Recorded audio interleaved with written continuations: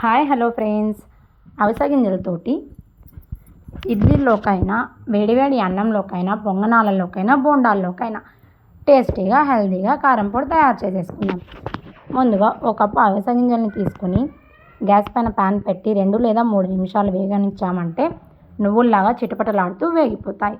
వేగిపోయిన అవిసె గింజల్ని పక్కన పెట్టుకుని అదే ప్యాన్లో 2 టేబుల్ స్పూన్ల ఆయిల్ వేసుకుని 2 టేబుల్ స్పూన్ల శనగబ్యాళ్ళు 2 టేబుల్ స్పూన్ల మినప్పప్పు వేసుకొని అవి కొంచెం దూరగా వేగిపోయిన తర్వాత మళ్ళీ 2 టేబుల్ స్పూన్ల ధనియాలు 1 టేబుల్ స్పూన్ జీలకర్ర వేసి దూరగా వేగిపోనివ్వాలి.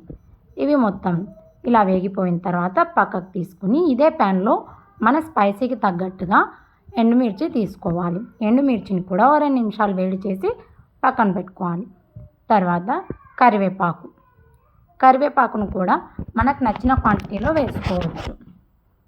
ఇవి కూడా 2 నిమిషాలు వేగనిచ్చి మొత్తం చల్లగా అయిపోయేంత వరకు పక్కన పెట్టుకోవాలి. అంతా చల్లగా అయిపోయిన తర్వాత ఓ మిక్సీ జార్ తీసుకొని మనం వేయించుకున్నవన్నీ ఈ మిక్సీ జార్లో వేసుకుని వీటితో పాటే కరివేపాకు అలాగే వెల్లుల్లి టేస్ట్కి తగ్గినట్టు ఉప్పు ఓ 2 చింతపిచ్చలంతా చింతపండును వేసి మెత్తగా గ్రైండ్ చేసుకున్నామంటే మన టేస్టీ అవిసె గింజల కారం పొడి ఈజీగా రెడీ అయిపోతుందండి.